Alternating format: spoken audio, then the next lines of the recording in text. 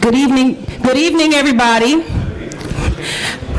Good evening, everybody. Are you guys still awake? I know it was a long day today. Good evening. I'd like to welcome you guys to the event, and we're going to start. We're going to kick this off with the director and the assistant director of the Naval X program here. Hi, I'm Frank Butcher, Director Naval X. Welcome to the Garden. This is a garden spot where we do typically host events on pretty much a monthly basis. So we're very proud to have the DAU team here in partnership with us and the Navy Strategic Systems Program Office to bring you this topic, an important topic on cybersecurity. This is going to be a routine kind of event where every month we're going to focus on a different particular topic of importance to the Department of the Navy and Department of Defense. So, and we're also looking to partner with a lot of different entities that are applicable to all kinds of bodies.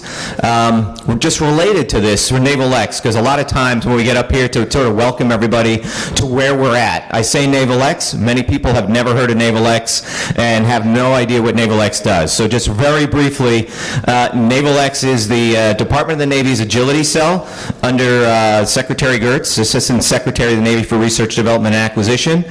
Essentially what Naval X does, we're here to help connect the naval network together.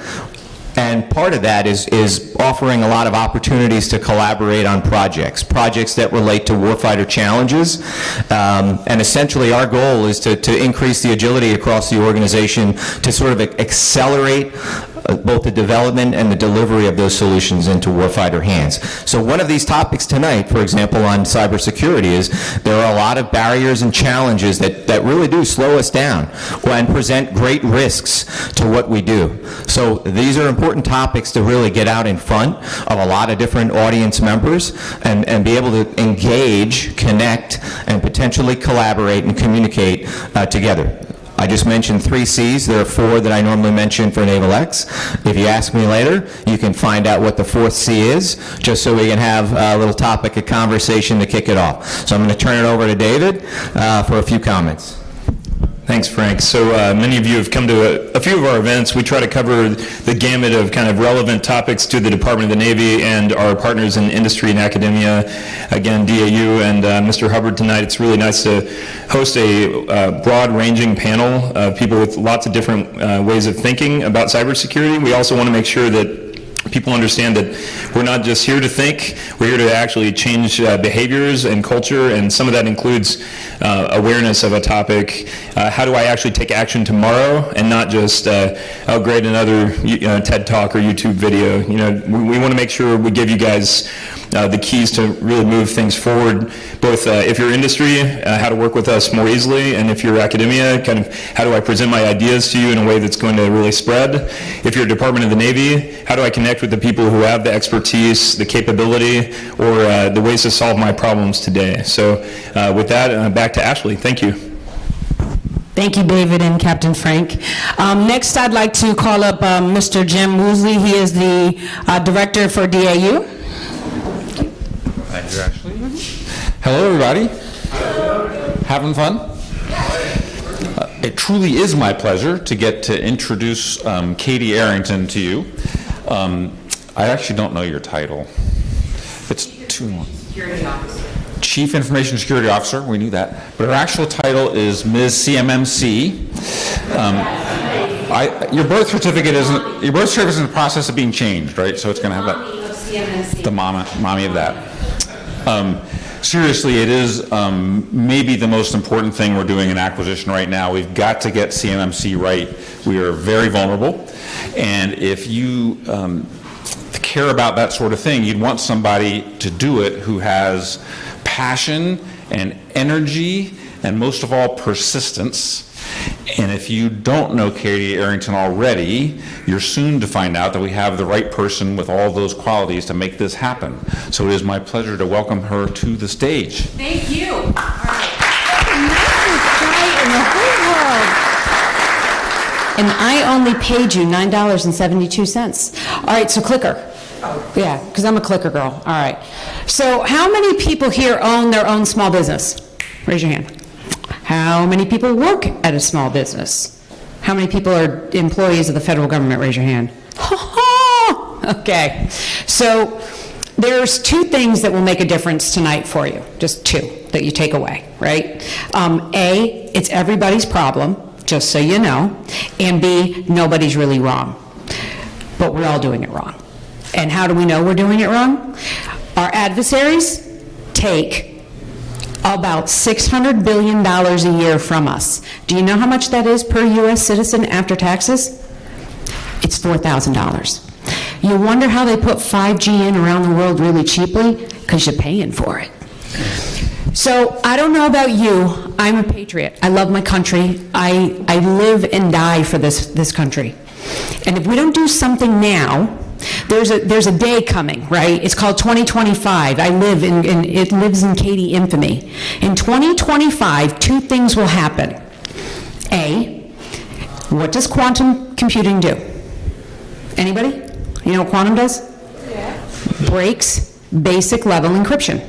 Okay? So, and that's if we even bothered to put it on a program, right? Because we were doing waivers all over the place, taking them out. So is it even encrypted? Am I even worried that my adversary is going to be able to break my encryption in 2025 when quantum becomes commercially available?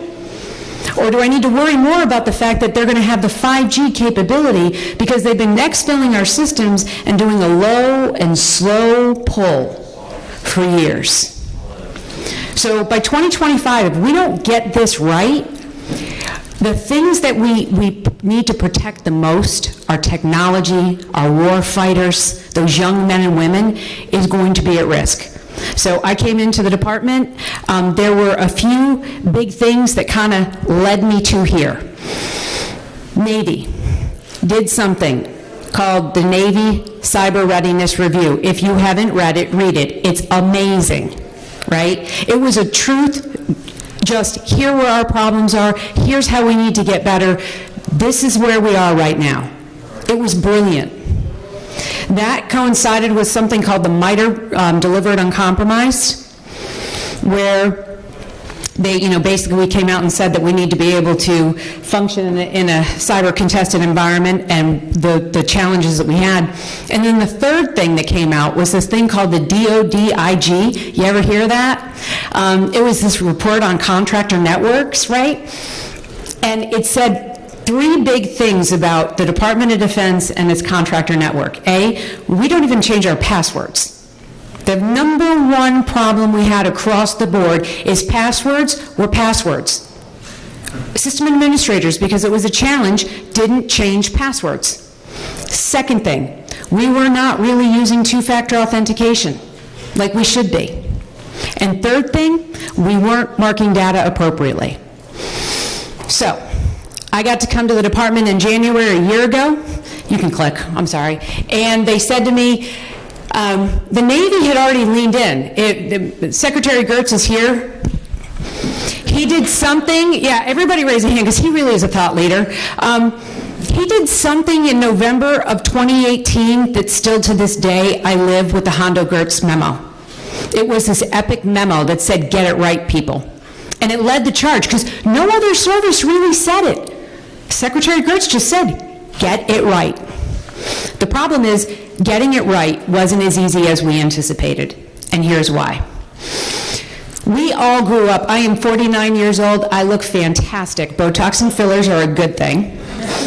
But I grew up in the age when Al Gore invented the internet. He didn't know what he was doing, right? It was this amazing thing, but we dropped a skill set. We forgot something.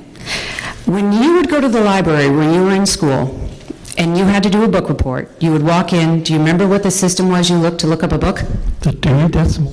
Boom, right? We had the Dewey Decimal System, right? You walked into the library and you had to think and you had to prioritize your time. You had to critically think about what it was you were going to write about, how you would get the data, how you would validate the data. You'd have to go look at the copyright and see, upstate New York, high school education. Some of my encyclopedias, they reference President Lincoln. Can't go with that as a true fact, right? But we learned critical thinking. I remember my first Motorola flip phone. I actually worked for Motorola in global distribution. And I'm telling telling you, I remember flipping that bad boy over and hitting the number 2 to get the letter B, and then the A, and the C, and we paid by text. Do you remember we paid by each data transmission? And then Steve Jobs in his turtleneck came out and told us this thing was going to change our life, and we were all like, yeah, whatever. And the world changed so fast we didn't question it. Who, when they started, downloaded user apps on their phones and didn't even think about what we were doing? Yes, I say personally, China is out attacking me. I get on an airplane, and there's always a delay. I get off of my Google, and they're putting me in a different place every time. That's why I'm always late. It's China's fault. But we grew up in an era where we forgot about the critical thinking about cybersecurity.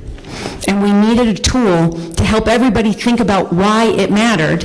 And then we needed to understand the basis that all security is not equal, right? You have to think you have finite amount of resources, you need to make the most impact, but you're never going to be 100% secure. You do your best to buy down the risk and buy up the uncertainty. So I came in, I got hired by the Assistant Secretary of Defense for acquisition. He said, take 6 months and tell me what's wrong. 6 weeks, I'm sorry. And on the 6th day I came in, I said, do I have to wait anymore because I really got to get going? He said, tell me what we need to do. I said, the biggest problem that we have right now is we do not have a unified cybersecurity standard. That if you work for the Navy, there are certain cyber requirements in the Navy. You work for the Air Force, there are certain ones in the Air Force, Army. Our contractor community, our new businesses that are trying to break in are trying to meet all those different standards. And we need to understand the amount of money we're spending on it, and we need to focus in on what's important. We have great tools called the NIST, National Institute of Science and Technology, special publication 800-171R1. I know it. It's under DFAR clause 252-204-7012. It is in every Department of Defense contract that touches CUI. Who knows what CUI is? Neither does anyone else.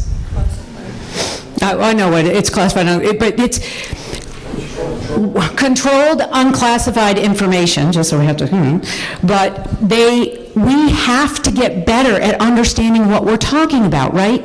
So we look at the NIST, that special publication to tell us how to do cybersecurity, which was born out of the RMF 53 NIST. It's hard for people to understand it. It's even harder to implement it because people don't always understand it. So I had to make a unified standard that took into consideration all the different branches of service, all the different agencies in the federal government, and then the other part was I needed to have it have an international impact. How we came up with ISO is that we started out after World War II and we had something called the MIL spec. It was how we defined quality and safety in manufacturing for our military, for our Department of Defense. At the same time, NATO came out and they had their own standard on quality and safety. When we realized that we had to work together and that your risk is my risk, is your risk in manufacturing internationally, suddenly they came together, they had the Tower of Babel, and then they came together and they created a common language. It's called ISO, International Standards Organization, so that we all understood and we could all evaluate the risk. CMMC is just like that. So I started it out, had to be simple, right? So I needed to start at level 1, basic cyber hygiene. I needed to tell people how to do things and to get the critical thinking skills around cybersecurity, not a checklist. If this becomes a checklist, I have failed. We need a model that can be influenced by threat. We need a model that as our adversary changes how they attack us, we can be proactive, not reactive. So the model was created. We have 5 different levels: basic cyber hygiene to intermediate cyber hygiene in level 2. 3 is actually the instantiation of the NIST 171. That's where the DFAR clause is, and you're touching CUI. That's what you're supposed to be doing. And level 4 and 5 are proactive and advanced progressive. 4 and 5 technologies are going to be the very, very critical technologies that we're putting a great deal of resources in to maintain the security of our R&D dollars so our adversary doesn't get them. We want it to be on our weapon systems primarily. That model is in a default rule change right now. So in the year 2026, every contract within the DoD will have a cybersecurity standard requirement in it. In the meantime, we are rolling it out. So we created the model over the past year. We delivered it to industry on last Friday at 8:30 a.m., as I promised I would do. It is really comprehensive. If you haven't looked at it, I ask you to. It's called the CMMC. And the basis of it are, there are 17 capability domains in everything in cybersecurity. There are 17 domains. There are 17 requirements in level 1. So there's a requirement from every one of those domains in level 1. And then we build up and we start building critical thinking around cyber. The next slide is, I wanted to show everybody that I'm not breaking the rules. A lot of people have heard about the CMMC and they're like, oh, it's so new. No, it's actually in the FAR today. Level 1 are the 17 requirements in the FAR. Level 3 is the NIST, which is in the DFAR clause, 7012. And this little ticket over here is what they call Bravo of the 171, the 4 and 5. Next slide, please. And go, that's boring. And that's fun. So, how much time do I have? Oh, dude, I've got time. I'm like whipping through this tonight. So, I came from industry. I have a very unique background. I worked at a large business. The chip is still there. It's from Booz Allen Hamilton, and it hurts every now and then. I think they call me home. Then I worked at a service-disabled, veteran-owned small business, and then I started my own non-traditional company. Then I became a legislator. And I became a legislator over cyber, because I live in this state called South Carolina. We had a little bit of a breach in 2012. Anybody know about that one? You know why that breach happened? They didn't encrypt it. It wasn't rocket science. It was the basics. We did what we do sometimes, and we give a waiver, and we say we don't need to encrypt it. We're willing to buy that risk. It's not okay to do that anymore, because in the Internet of Things, and how many people have heard me speak before? Raise your hand. I know you have too. Okay, so you have to stop when I tell them the joke. Name 2 things in life that have nothing to do with cyber. And the first time I did this, a kid looked at me, he said, an apple. And I said, well, how did the apple get there? Did it magically appear? Because if you bought it at a store, you probably used a credit card to buy it, the logistics to bring it there. Tell me what that apple has that doesn't have a cyber requirement in it. He's like, oh, I guess not. And then the best one is, this other person, he said love. And I said, well, I met my 3rd husband on eHarmony, so that's completely out. There is not anything in your life today that doesn't have cyber in it, right? It's all interconnected. And you saying encryption, I can buy that risk? No, you can't. Because you know what, Kirk? What you do comes to me, and I am playing that game. This model makes sure that you say that you're going to do it. We call it trust but verify. A third-party auditor will come out to every company in the DoD supply chain over the next few years and ensure that you're doing what you're supposed to do. We will implement continuous monitoring. It is going to happen. We need to on our critical technologies, not all. We need to be able to protect that. But the model itself has been, through all the things of my experience to bring me here, it's collaboration, right? Collaboration. The Department of Defense shouldn't build anything for industry to implement unless industry is actually at the table to tell us how industry works. So I created the model with industry. I started back in March of last year. I brought in anybody that would come in and talk to me about best practices in cyber, how we could collaborate, what requirements were good, what requirements were bad. And our first time we sat together, we came out and we called it version 0.4. And if you look on the practices side, it has 380 practices. I literally took every cybersecurity standard in the world I could find, and I crammed it in. And I said, everybody, have at it. Tell me what you think. I took ISO standards. I took the UK and the Essential 8. I took NIST. I took CISA. Anything. That's why there were so many. Unprecedented amount of responses. We had 2,000 responses. Not 2,000 lines in a spreadsheet, 2,000 responses from industry. Some of the most impactful statements that I've ever read in cyber, I was reading from people who really cared about getting this right. They care. We then took those, we released Rev 4 with industry right at our hand. Those people who have been tracking it, I haven't missed a due date in a year. I said I would deliver on specific days from the get-go. I delivered. Why? I needed to take risk because we do not have time to wait. If I sat and I worked in the Pentagon and I did this, and I found every nitnoid reason not to move forward, we would be no better. But I figured as a collaborative body between industry, academia, and the department, we could do great things. We forget how great we are. Industry, academia, and the department answered the call. We did Rev 6, we did Rev 7, and last Friday I delivered version 1.0, which is what is going to be used to start the first certifications. They will be rolling out in RFIs in June 2020. There will be cyber requirements, CMMC levels, in RFIs. Companies will have to go out, have an assessor come in, get audited, and they cannot start work. It is a go, no-go decision. At the time of contract award, if they're not certified to what the work requires, they will not be awarded work. We don't want to put small businesses out. We don't want to lose new technology. But I'll tell you, from being on the outside and coming in, it never was about the money to work for the department.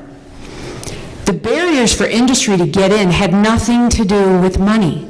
They had everything to do with waiting and not understanding the requirements.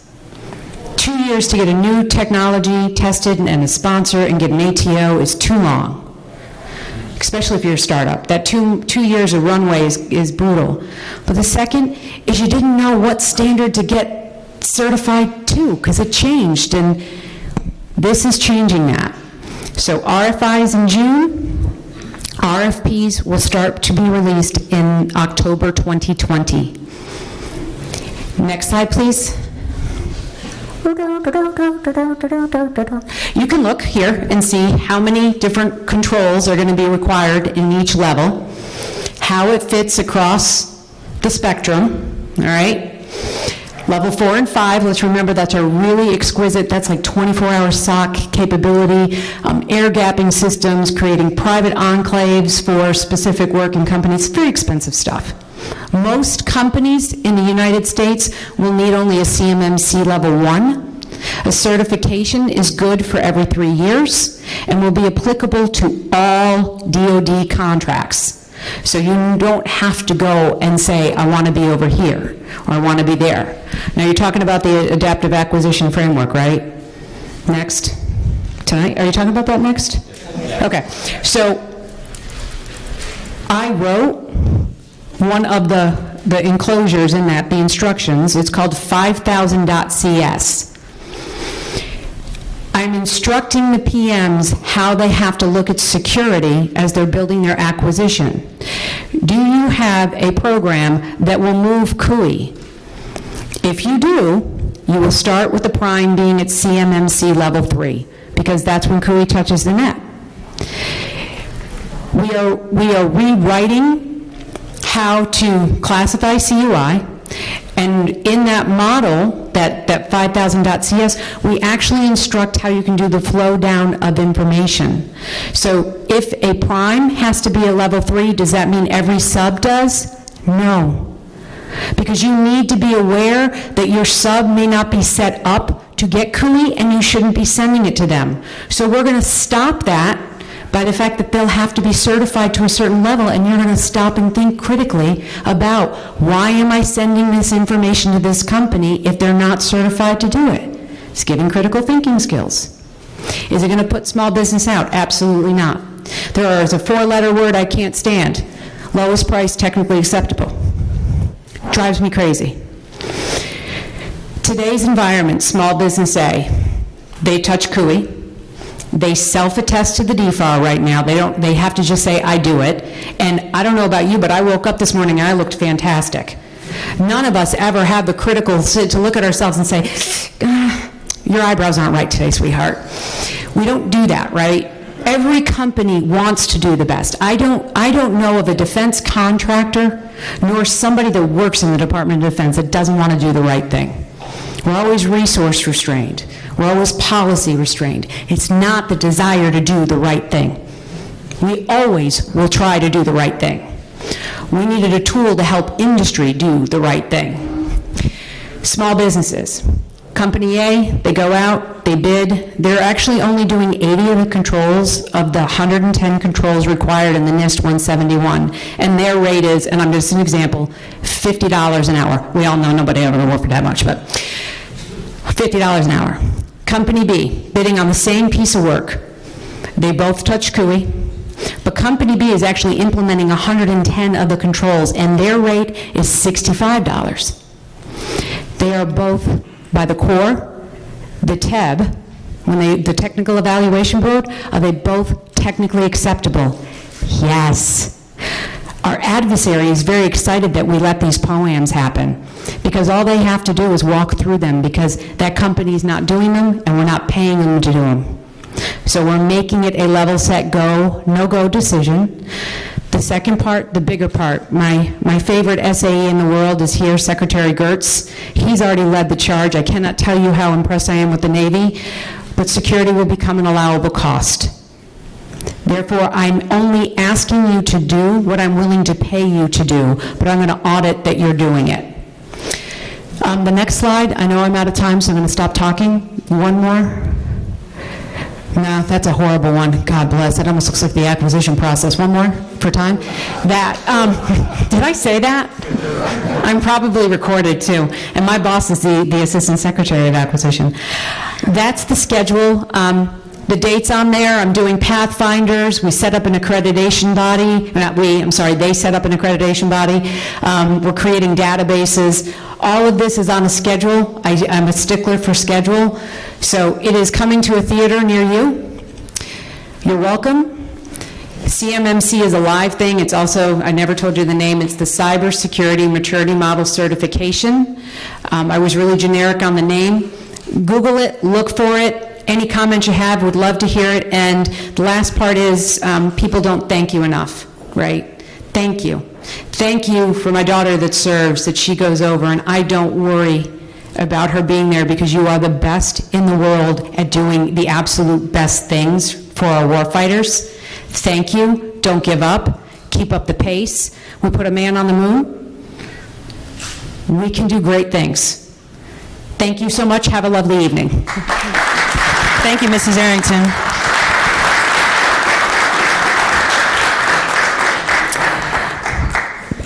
Next, I would like to introduce Mr. Douglas Hubbard. He is the inventor of the Applied Information's Economic Method and founder of Hubbard Decision Research. He is the author of How to Measure Anything, Finding the Value of Intangibles in Business, The Failure of Risk Management, Why It is Broken and How to Fix It, Pulse, the New Science and Harnessing Internet Buzz to Track Threats and Opportunities in his latest book, How to Measure Anything in Cybersecurity Risk. He has sold over 140,000 copies of his book in 8 different languages. 2 of his books are required readings for the Society of Actuaries Exam Prep. In addition to his books, Mr. Hubbard has been published in several periodicals, including Nature, The American Statistician, the IBM Journal of Research and Development, ORMS Today, Analytics, CIO Magazine, and Information Week. Mr. Hubbard began his career with Coopers and Liebert over 30 years ago, focusing the application of quantitative methods to solve complex, risky decisions. In the last 20 years since he started HDR, Mr. Hubbard has completed over 130 risk-return analysis of large, critical projects, investments, and other management decisions using a practical application of Bayesian analysis, Monte Carlo simulations, and many other methods. He has analyzed critical decisions in many industries, including aerospace, biotech, insurance, financial services, pharmaceuticals, utilities, startup, federal and state government, entertainment media, military logistics, and many more. His methodology has received critical praise from Gardner and Forrester Research. His work also includes developing an algorithm for the Office of Naval Research, which forecasts battlefield bulk fuel requirements for the Marine Corps. This case example is described in his first book, How to Measure Anything, Finding the Value of Intangibles in Business, Reducing Forecasting Error by Half. He has also developed methods for prioritizing R&D investments and measuring project risk for major military contractors. Please welcome Mr. Hubbard.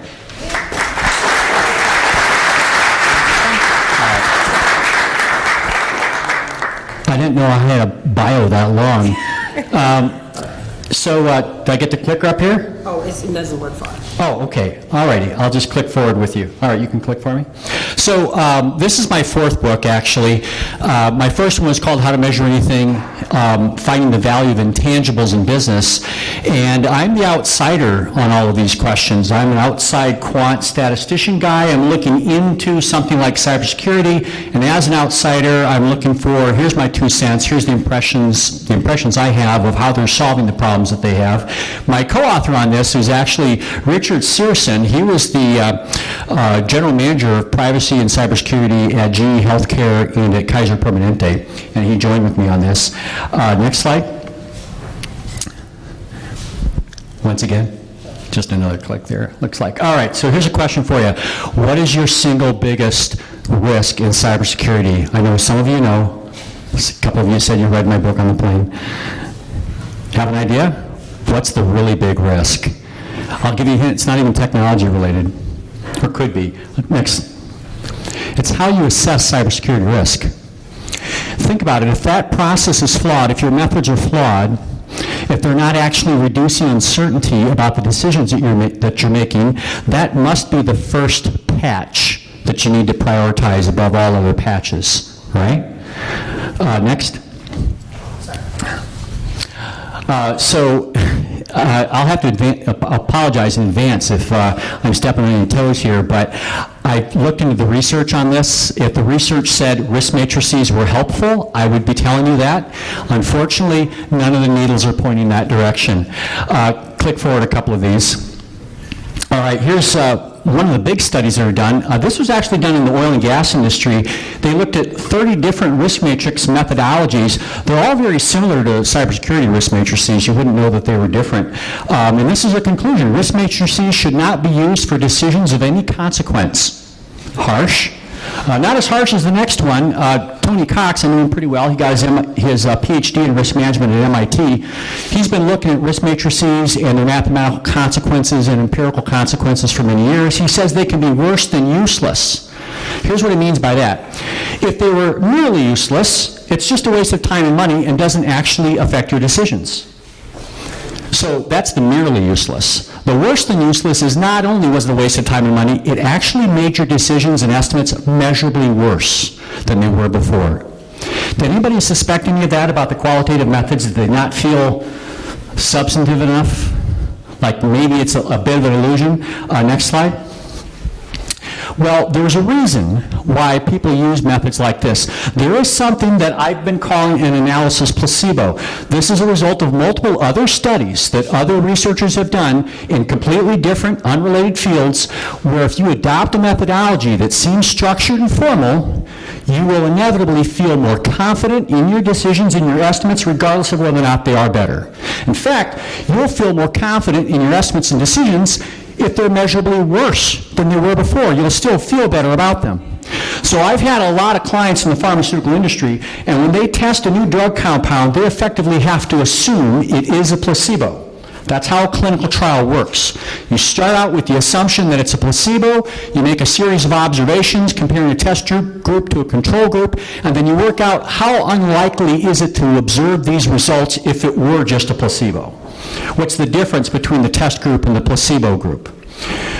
Next. So I like Richard Feynman quotes. The first principle is you must not fool yourself, and we're pretty easy to fool. So how do we know this works? That's the key question for any decision-making methodology.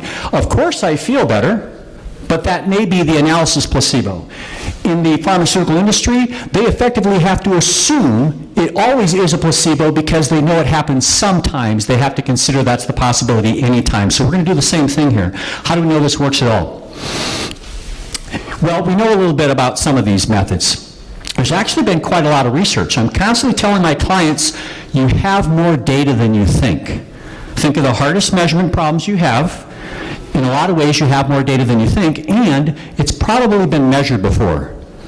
Some of the hardest measurement problems, we should assume someone's tried to measure it before, and often it turns out to be true. If it's not true, maybe you should be nominated for a Nobel Prize or something. I don't think I'm ever going to get one because I'm pretty sure everything I need to measure has been measured by somebody before.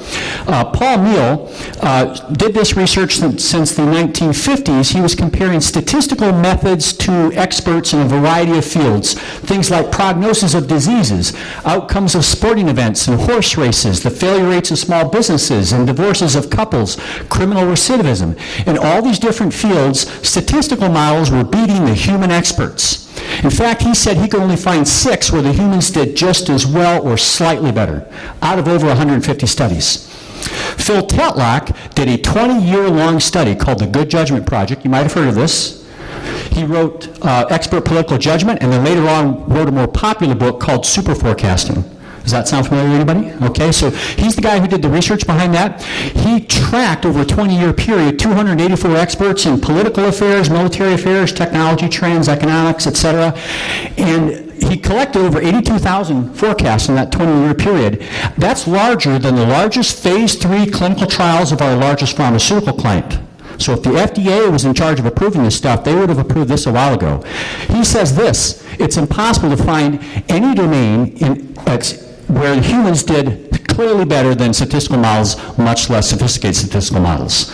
So he tracked all of that, and he was even able to go further than Paul Meehl. Simple statistical methods are easily outperforming human experts in a surprising variety of fields. I've written algorithms. We mentioned the one for the Marine Corps.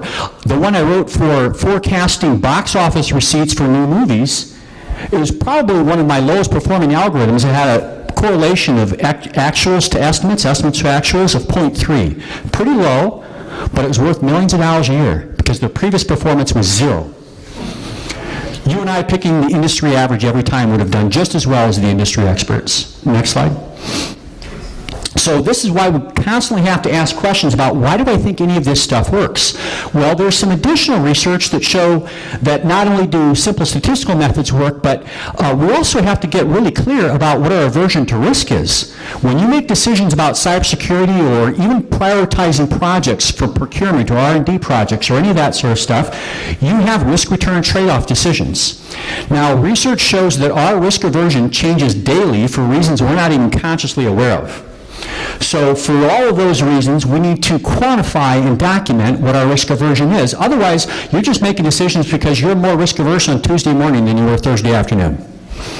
And it's that arbitrary sort of thing that affects our judgment. So here's a mathematically unambiguous way to describe your risk tolerance. There's actually a few other ways. I propose this one for cybersecurity quite a lot. So a risk appetite is a curve on something we call a loss exceedance curve chart. This curve shows the probability of losing X amount or more, X amount being the dollar amount on the horizontal scale. And as you get to larger and larger dollar amounts, the probability of losing that much or more goes down and down. Now what I want to do is I want to get my inherent risk underneath my risk tolerance. I want to make my residual risk less than that. And if it's above that at any point, we say that it violates my risk tolerance. I'm going to show you where to download a spreadsheet, an Excel spreadsheet with no add-ins and no VBA, but it runs a Monte Carlo simulation in native Excel that'll generate that. It'll also generate returns on control.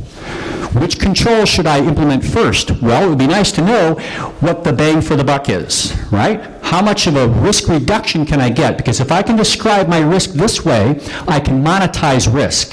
That means I can monetize risk reduction, and if I can monetize risk reduction and I know the cost of a control, I can compute return on control.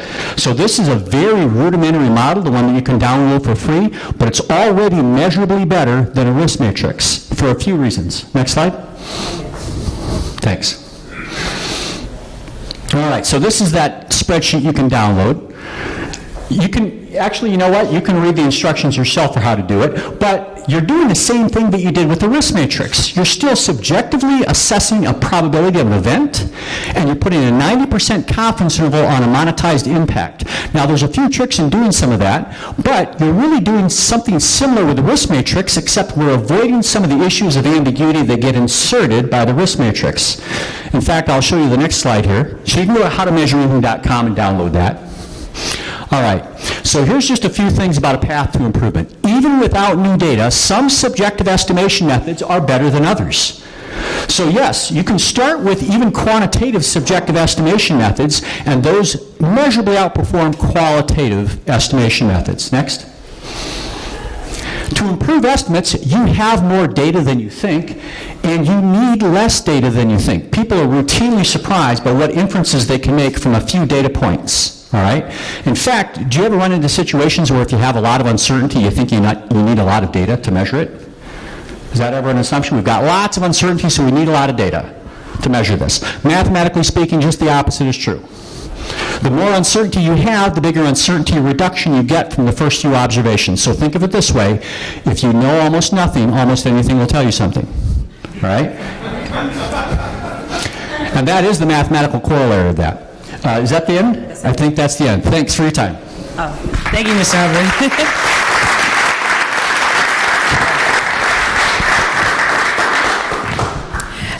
Next, I would like to introduce Lieutenant Commander Ryan Hilger.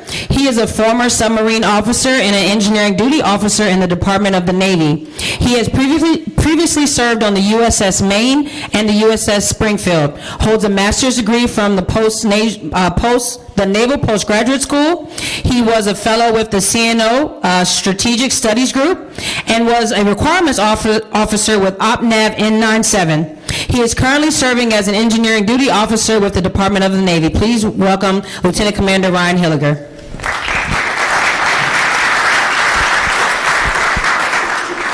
Thank you, everyone.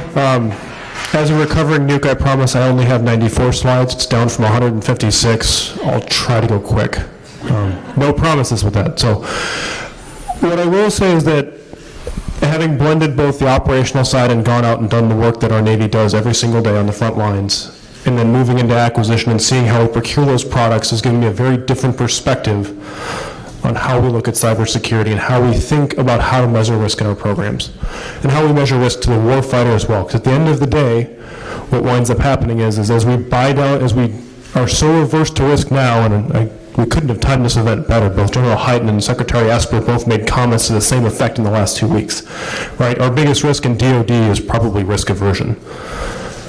And as a result of that in acquisition, we pass that risk on to the warfighter. Right? We're giving products to our sailors, our Marines, airmen, soldiers, that are outdated, they're outmoded, they're not cyber compliant, they contain vulnerabilities that were patched months, if not years ago, and they can't do it anymore. So I'm here tonight because when I read Doug Hubbard's book, it dawned on me that this is a very different way of thinking about things, and for folks that are not trained in the intricacies of cybersecurity, it looks like black magic. But at the end, the methods that Doug prescribes gives really any program manager the ability to look at something and see their attack surface, even if only in a qualitative fashion. I can see how cyber can impact my supply chain. I can see how cyber impacts the system I'm designing. I can see how cyber impacts the people in our organizations. And gives us ways, once we can see that, for how to mitigate it. Next slide, please. So with that, I mean, DoD acquisition is built on technology, right? It's what we do. There's always a widget or a gizmo or a gadget for something, and that's how we do our jobs, right? If I need to solve the problem, there's a piece of tech that will solve it, and I can put that on contract, and someone's going to build it for me. It might be the lowest price technically acceptable, I might get a gold-plated widget, but in the end it will get built for me, and I may be more or less secure, but in all likelihood it's probably outdated for what I need. But at the end of the day, thinking about it in the way that Doug Hubbard provides it in terms of decomposing a question like, could a cyber attack prevent the use of the weapon system on board a ship? How would it prevent me from communicating in the time of war? Everyone can say, well, how would you even begin to measure that? How would you answer that? I like Doug's segue with his mathematical corollary to say, well, we have a little bit of something that'll tell us more than we already know. But once you decompose that question down into the attack surface, you can start thinking about how do I address it? I don't need technology. I could have policy, right? I could have just a different way of doing things in the office and immediately buy down risk, right? In the world of software development, which General Hyden recently said is abysmal in DoD, to put it mildly, after touring Silicon Valley, you can say, maybe I just need to have pair programming. Two people looking at the code to say, hey, you're coding a vulnerability there, and immediately my code is more secure and I didn't have to pay for a widget to do it. Right? I don't have to pay for a more cybersecurity expert to do it. It's just simply saying, I want to do the same thing, just a little bit differently. So with that, the big idea that comes behind this and the problems that we face in acquisition there becomes that we don't really know enough, right? And this is where organizations like DAU can help, events like this can help, having that learning mindset can help, and getting out there and learning things. It requires to have a little bit of statistical literacy, something that's probably not trained in. I was a political science major. I had no statistics background coming into the Navy. Right? It is what it is. But at the end of the day, you have to learn about it and understand how to get comfortable with uncertainty. Coming from the submarine force, uncertainty is something we lived with every single day. Right? There's not a radar track on a contact. There's not something I can put on and say, it is right there. No, that other submarine is somewhere over there, and it's not just somewhere over there. I now have to think differently about how I employ the ship to drive uncertainty down. It will never go away, but how do I drive at it such that I can reduce my uncertainty in different ways? That same mentality applies in acquisition. And with that, always questioning our processes. And there's been long siren call about getting to acquisition reform. We need to do different things better, but at the same time, we're still paid for cost, schedule, and performance of today's things, and no one really wants to take the risk of jeopardizing any of the iron triangle and not delivering the solution to the warfighter, so no one takes the risk. But in that, as you go through there, you still have to think about, can I take a risk at some point in the acquisition life cycle, and what does that risk cost me? It's always worth a little bit of money, next slide please, to go learn something, right? What's a couple $100,000 in a SIBR to go learn to see is something possible? What's tens of thousands of dollars to get a GSA schedule contract for training, right? To train your workforce, to have Doug Hubbard come in and train your organization. Basic statistical literacy, right? Train your people. The top bullet there is one that I'm particularly fond of, right? We always say, I don't think there's an organization in DoD that will not say that people are our most important asset. Oftentimes our words don't match our actions and we don't treat them like it, right? We have to train our people every single day for the job we expect them to do. If I just sit up here and rail at you and say, hey, no, you need to get to do this, you got to go do this, and when we fail at that, well, I set you up to fail because I didn't train you to do the job that you wanted. I didn't get you the education, the skills that you need to grow and do the job I'm asking you to do. Expecting a different outcome is stupid, right? Unless I train you to help go do the job and I help cultivate those skills in you and invest in my workforce so that I have the best workforce in the world, right? Because otherwise, we're not going to wind up changing. I think that pretty well covers it. If you want to see my backup slides, there are none. So with that, I'm going to turn it back over to Ashley and Tim Denman.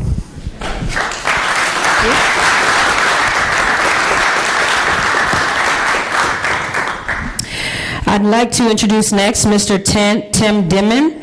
He is the DAU Cybersecurity Learning Director and leads the geographically dispersed cybersecurity training and consulting team that consists of 8 full-time faculty and several others that support the development of the DAU's cybersecurity learning products, training efforts, and content consulting.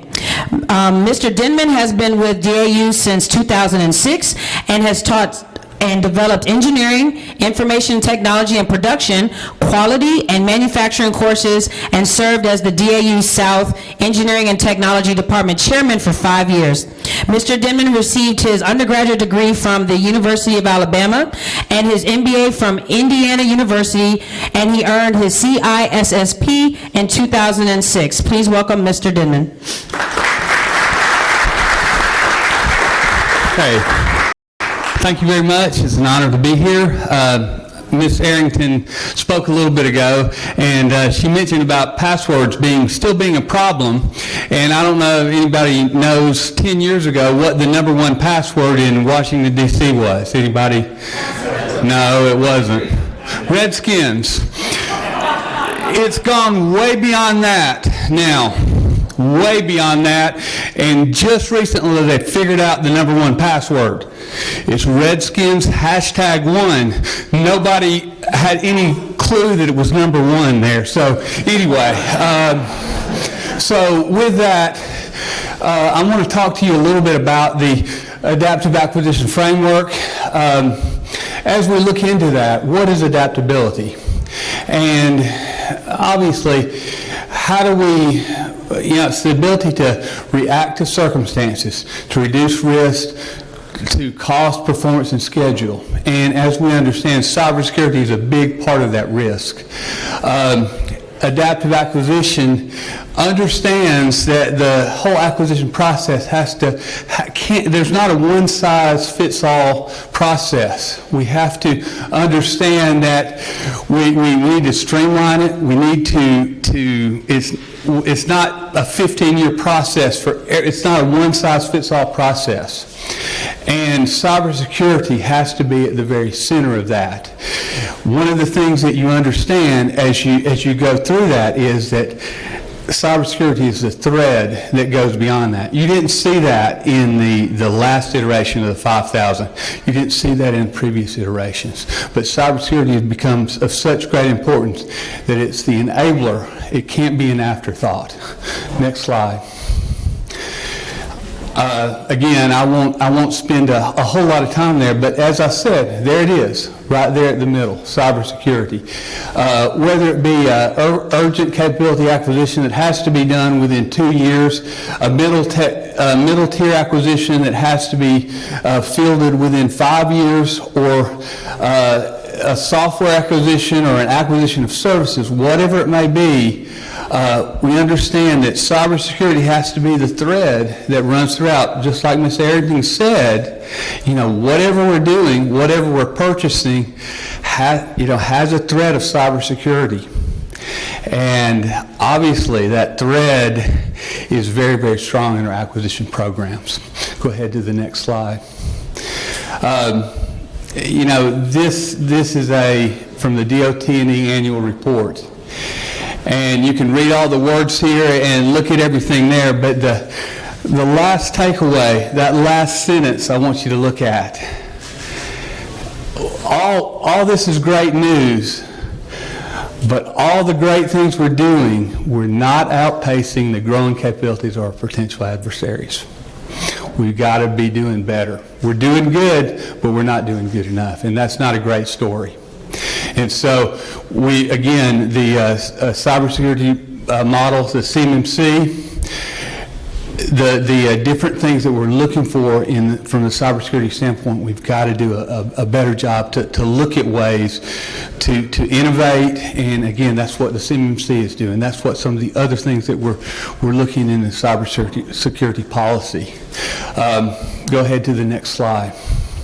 Some of the things, and again, a big slide, but some of the things that DAU is trying to do. Mr. Woolsey, back about 4 years ago, he said, we don't necessarily have a cybersecurity career field, but it's something that I see a great need for. and he said we need to stand up a cybersecurity team. And from that time 4 years ago, we've seen those needs grow, and we've seen a lot of different things happen during that time. And back when I started 12 years ago, I was really excited about information assurance, and I kind of got crickets when I talked about it. But we're definitely seeing the need now. So what are we doing? We're doing customized training. We're doing learning, 24/7 learning with online courses, community practice, on-the-job tools. We're doing a lot of workshops. We're also going to be coming out with the rapid deployment training with CMMC. We're doing consulting. We're going to be doing a cybersecurity credential that comes out in this spring, in March, in the April timeframe. We're doing town halls, workshops. What we're trying to do is get world-class cybersecurity training consulting. Again, trying to get that decisive edge for a warfighter, because if we don't, again, goes back to the last statement. We're gonna be passed. We're gonna be surpassed by the problems that we face. Okay, thank you. Thank you so much.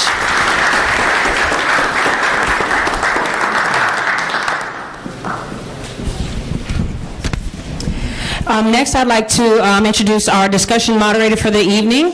Dr. Theo Too is the Acting Director for the Operations and Analytics Center and Workflow Learning Directorate at the Defense Acquisition University. She is a change management leader for DAU and regularly curates learning events and initiatives to push the boundaries and inspire professionals to think outside traditional structures. She holds a doctorate in organizational change and leadership from University of Southern California, and her master's and bachelor's degrees are in economics from the University of South Carolina. Please welcome Dr. Theo Too.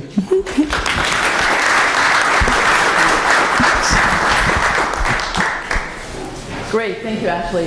Thanks everybody for being here. It's always great to have a full house for this first event for Naval X and DAU. So we're going to go ahead and get started. This is not going to take too long, but we heard different perspectives. We heard Ms. Arrington talk about the CMMC. We heard the industry perspective from Doug, the workforce perspective from Ryan.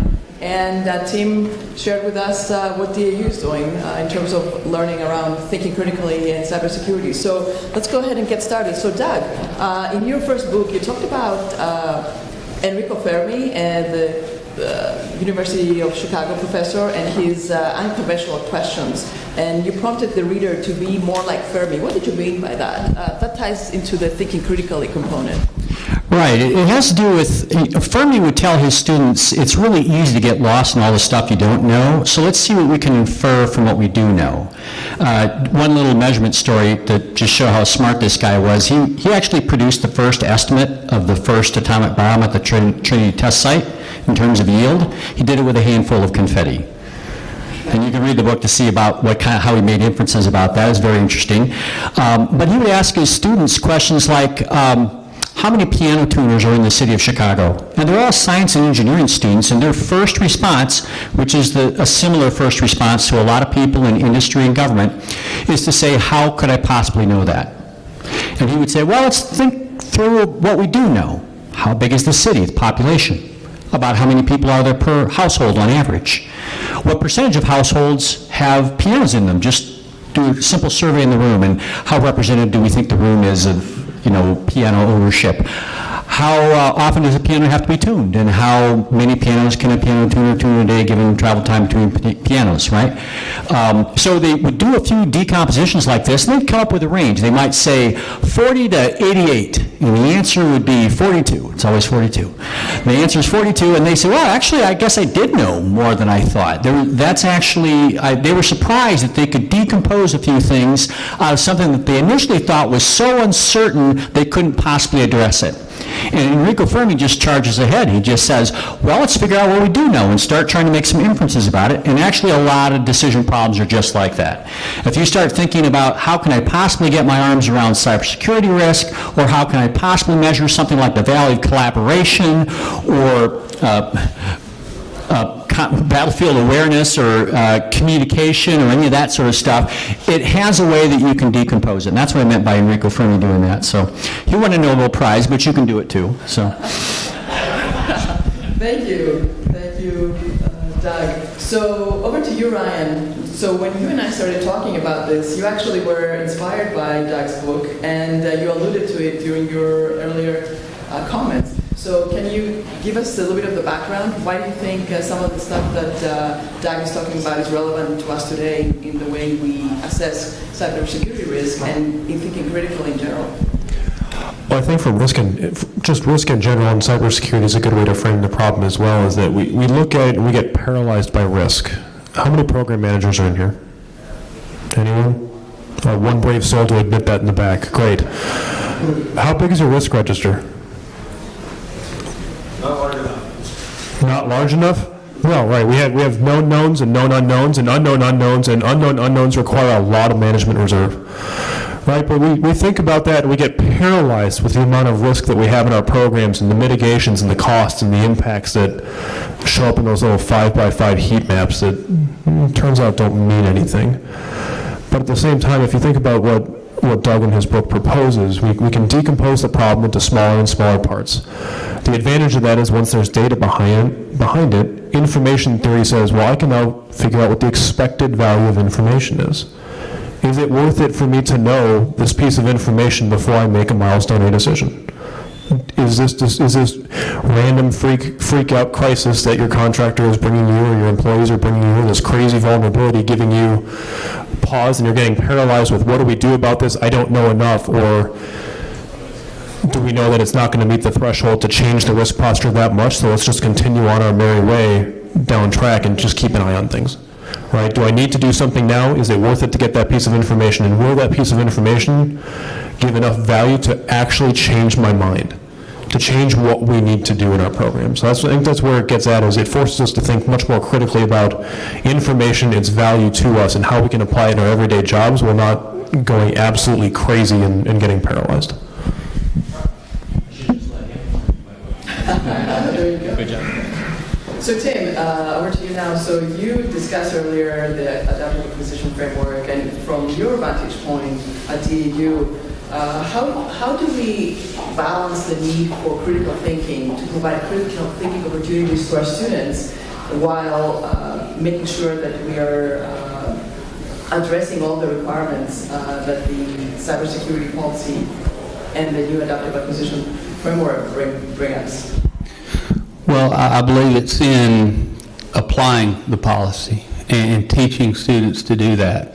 You know, so often, I think one of the number one challenges we've had with some of the classes that we've taught is, you know, these classes aren't necessarily relevant to my job right now. Maybe I can use that 3 or 4 years down the road.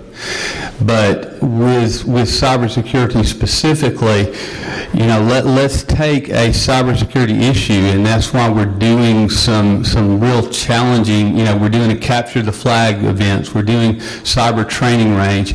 Let's take some really challenging issues.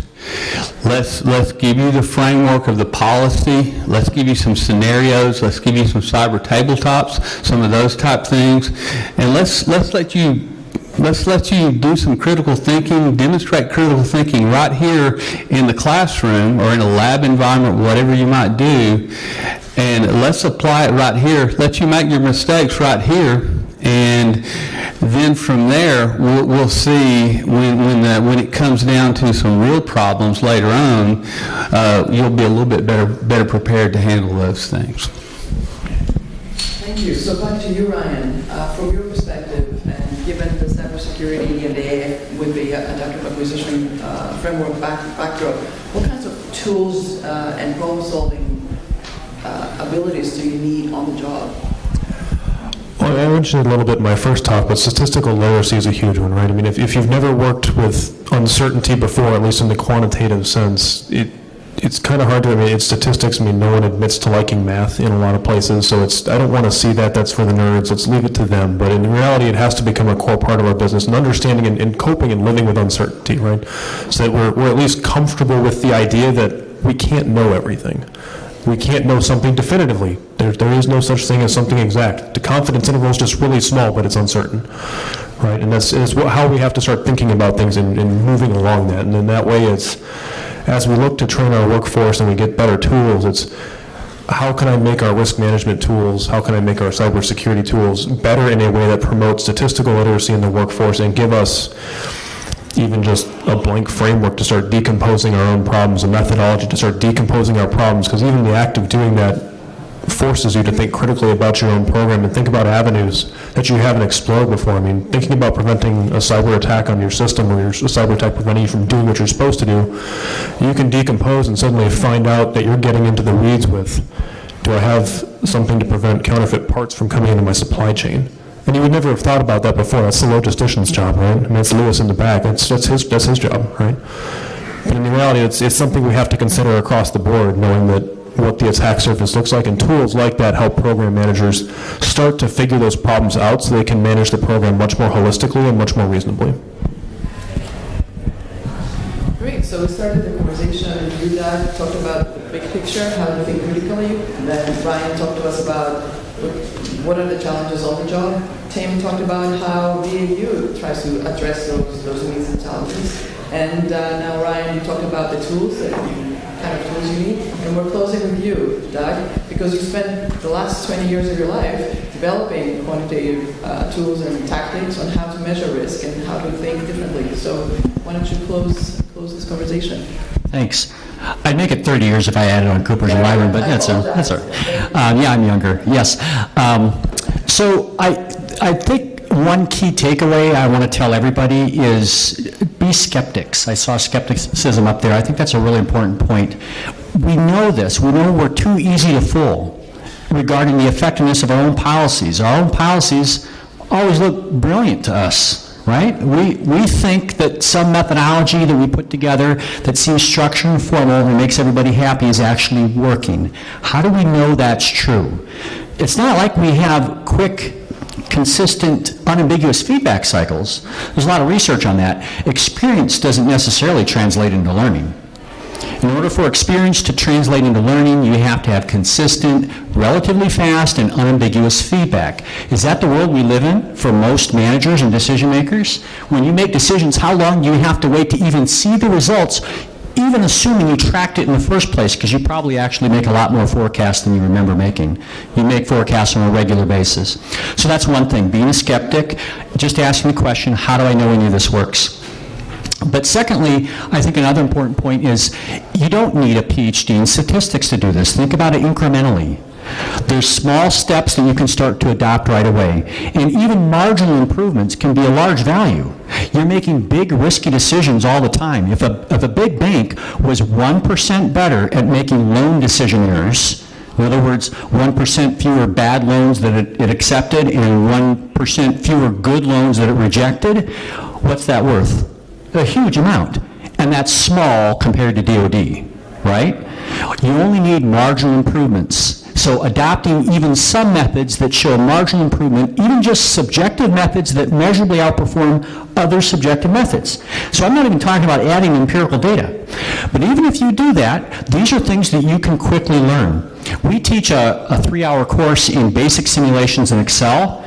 By the end of it, no background is assumed at all. They're building a simulation, a Monte Carlo simulation. They're generating loss exceedance curves from scratch, from a blank spreadsheet, no add-ins, no VBA. It's all native Excel. It's using a pseudo-random number generator I developed, and you can download that for free. So you can download all of that for free. But you can learn how to develop these in half a day. We also have a course for teaching people how to subjectively assess probabilities. It takes about half a day for 85% of people to be about as good as a bookie at putting odds on things. This is true. At the end of half a day, we've done this for about 1,500 people in the last 20 years. So we've got a lot of data on this. We might actually have the largest calibration database in this area, but it's a whole field of research. It's been around since the 1970s. How well do people subjectively assess probabilities?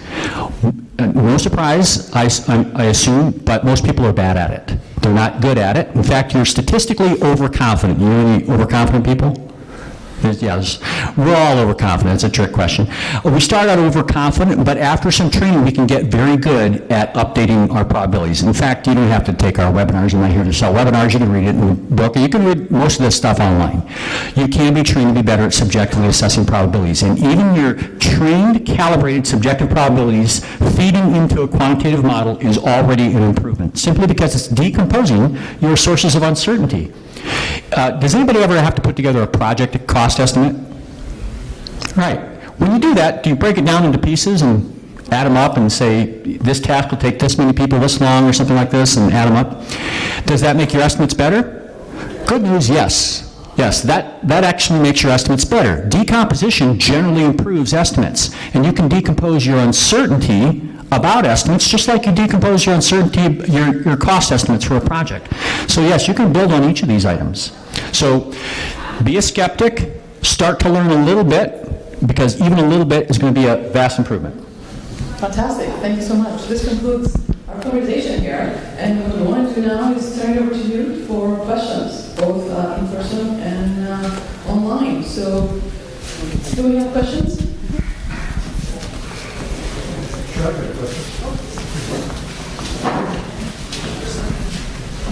Hi, Doug. My name is David Pearson. My question for you is, what do you see the role of testing in reducing uncertainty? Oh, well, as long as you're uncertain about the outcomes of a test, it tells you something. If you know exactly what the results are going to be, then it didn't tell you anything, right? But if it's a coin flip, it told you something. This would be testing in regards to what? Just any component testing for developmental testing for weapon systems. Weapon systems. To generate the data you need to quantify your risk. Right. You know what, I'll mention a couple things, because I've had a couple of large prime contractors as clients over the years, and one of them said, in order to override the original engineer's estimate, you know, the original engineer's estimates for failure rates of new components and so forth, that's a subjective estimate. They say they gather 70,000 operational hours of the components, so you'd have to have like 100 aircraft working for 70 hours, 700 hours each if it's implemented on 100 aircraft.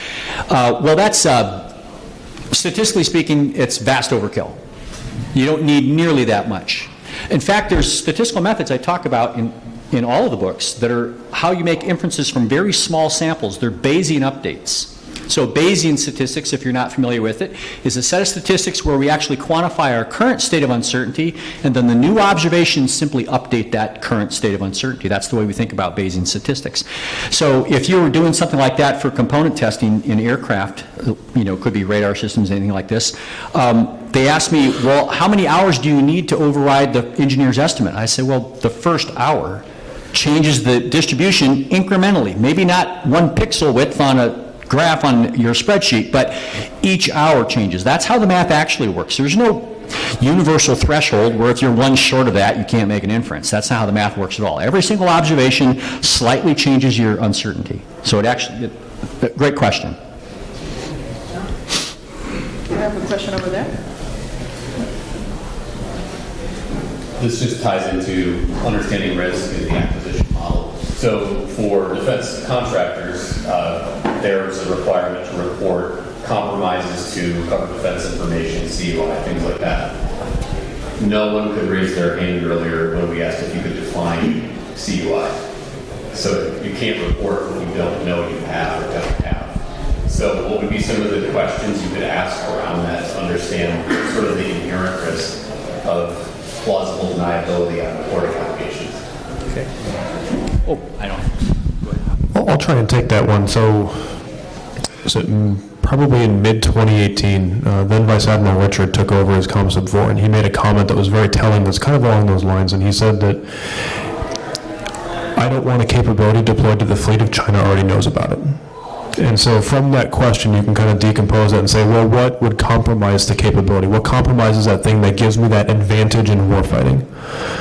And you can get down to eventually a list of very critical things, whether it's proprietary processes for coatings, or it's just critical pieces of design information, or how we do certain processes, how we test and validate our systems, how we develop reliability metrics.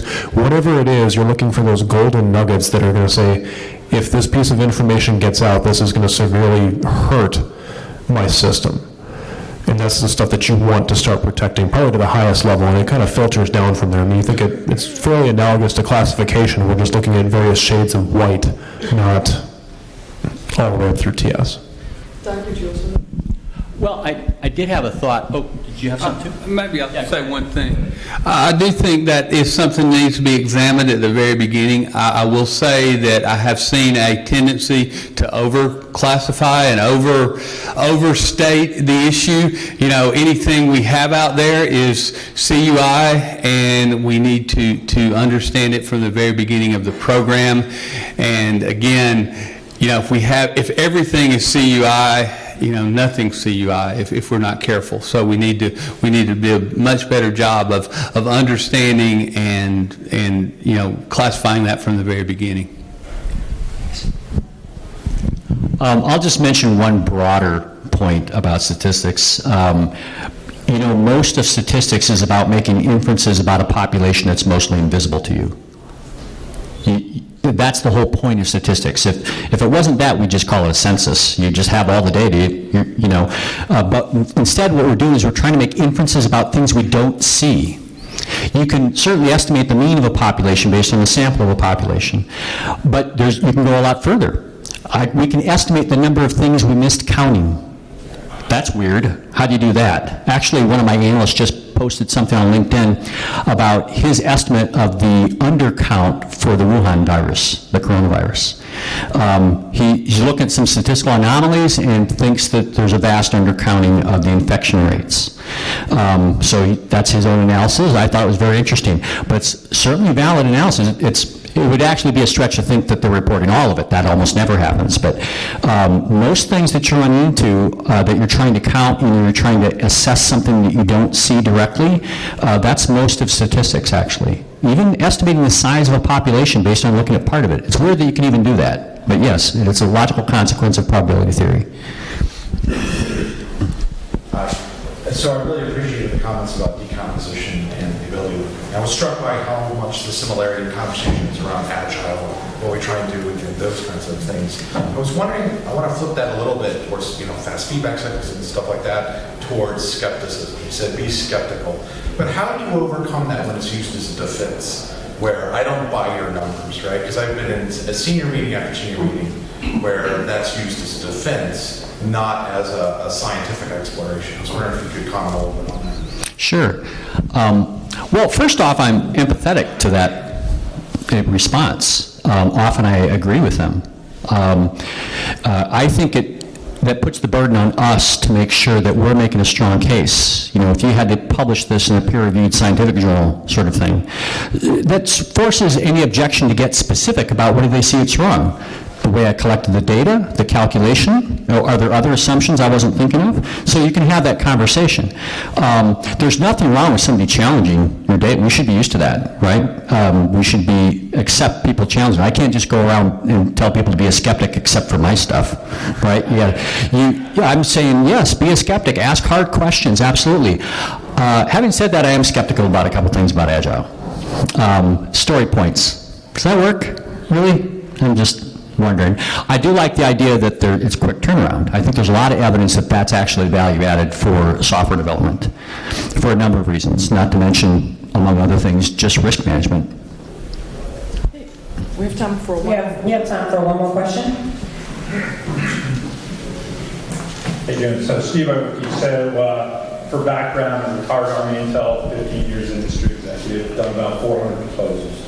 And won a lot. So when we talk about risk evaluation and proposals, I probably got at least 200 formal in-person or written debriefs, and every single one of them had a risk component in the evaluation, yet almost none of them get a real evaluation on it. So as we start shifting to Agile and adaptive framework and all, how do you see the government changing that? Because most times, the only time they want to talk about risk is if you lost and why they didn't give it to you, never about why your plan was good. And I'm just kind of curious that it seems to get a hand wash in most evaluations these days still. So how do you see the adaptive changes for acquisition impacting the way risk is actually evaluated? You want to take the Sure. I'll let you do a little. Well, first of all, you know, again, as we talk about it, you're going to have to start with, it's going to be the whole design, the whole design process is going to be a much shorter time frame, and there is no panacea out there. You know, agile is the big buzzword that we hear, but there is no panacea out there. But you do need to, we've talked about it forever, you know, you do need to have the people within your organization that understand cybersecurity and understand risk involved in that contract selection process, involved in that early process. And I think it's going to be more important than ever with the adaptive acquisition framework. I can't stress the importance of that you have to have those people that understand the risk, again, more than just kind of some of the stuff that we just kind of threw some things out there before, a much deeper understanding of what's going on. Now, there is going to be some transition because, again, a lot of this stuff is brand new. We haven't done we haven't done things with the kind of speed we've done before. So we're going to have to, we keep on saying it, one of the things we say often at DAU is upfront and early, but we're really going to have to design within that contract, within that contracting process, the whole a much better understanding of that risk and where that fits into the process. And if we don't have those team players, we're going to be in big trouble. I mean, much worse. I think we're going to have a much bigger challenge if we don't have those team players in there from the very beginning. So from an acquisition perspective, it's a very good question, is that I want to get the best product and information that I can out of industry, and I think that forces me to think about how am I asking for that information, how am I generating proposals, how am I evaluating selection of that. And it comes down to, you can even do a decomposition on that problem and say, what are the riskiest areas to this project? Am I worried about a very immature technology? Am I worried about time to the warfighter? Am I worried about cost above all else? What are my big concerns as government, and how does that translate into what the proposal happens? And then when it comes back, it's no longer lowest price technically acceptable or anything else. I think it has to transition to, is the value this proposal brings worth the risk and return that it will generate, right? I mean, you think about traditional contracts and what we've been through for the last, since the dawn of time. It's all been waterfall. At the end product, I have something, and can I evaluate your processes as a contractor to say, yep, you can manufacture it, you've got the facilities, you're responsive. Congratulations. But when it comes to delivering things faster, how do I decompose portions of that? How can I have contractor teaming arrangements or something else to ensure that I'm leveraging your best skills as a contractor to buy down the overall risk to the program for the government? Whether that's through teaming or through other things, I think there's different ways to look at that risk so that we can say that every contractor can bring something to the table. Some may just have a higher return on investment or a lower return on investment, and it's where do we get comfortable with making that bet? Probably a convoluted answer to your question, but I think it depends. I'd like to actually engage our online community as well. I'd like to take one question from our YouTube live stream, and one of the speakers can answer it, and then we're going to wrap up the program for this evening.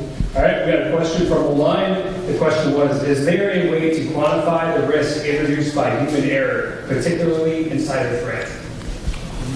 Sure. If you ask me, I didn't call my first book, by the way, How to Measure Most Things.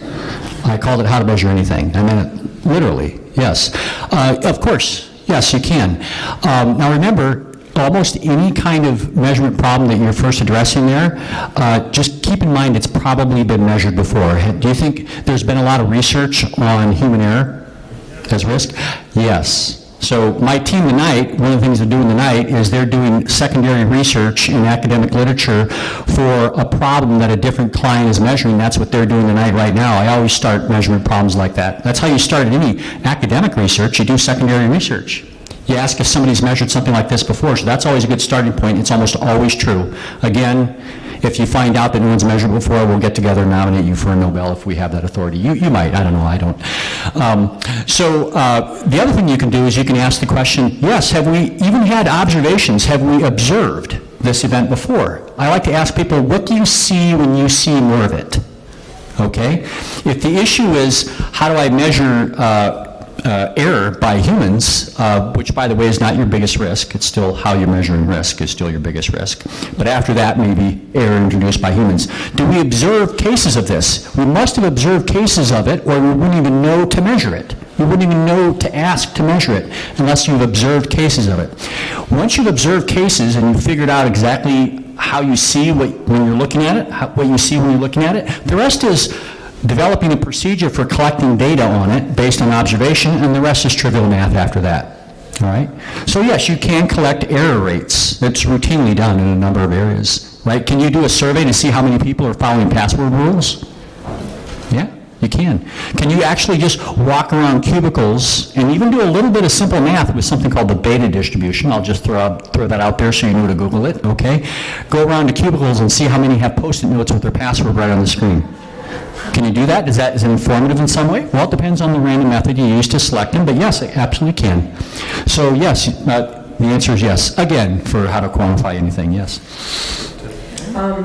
That's all the time we have for today, but I'd like to ask our YouTube online streaming audience as well as the audience here, if you have any further questions, I'm going to ask the speakers for permission to forward questions to get them answered, because this is a really important topic, and I'd like to make sure that everybody gets a chance to get their questions answered, and that way we can keep the thinking about cybersecurity different past this event. I'd like to thank you guys and for coming for this evening. We will have about half an hour or so to network, ask the speakers any questions offline, and just meet each other as well. I'd like to show you guys the next two events we'll be having here at the Garden. It'll be February 26th, and it'll be actionable in a similar setup like this evening for actionable inclusion, and March 11th, suicide prevention in the dawn. Also, for staying connected with DAU, they have an event on February 12th, webcast design thinking on the job. February 20th, they're going to do DAU acquisition update. And on the 26th, they're going to be doing another webcast for best practices for contracting for DMSMS. So if you guys need any of this information, we can give it to you after the event as well. And in about 5 minutes or so, there's going to be an email for a survey that's going to come. Just takes about 2 to 3 minutes. It's about 5 questions.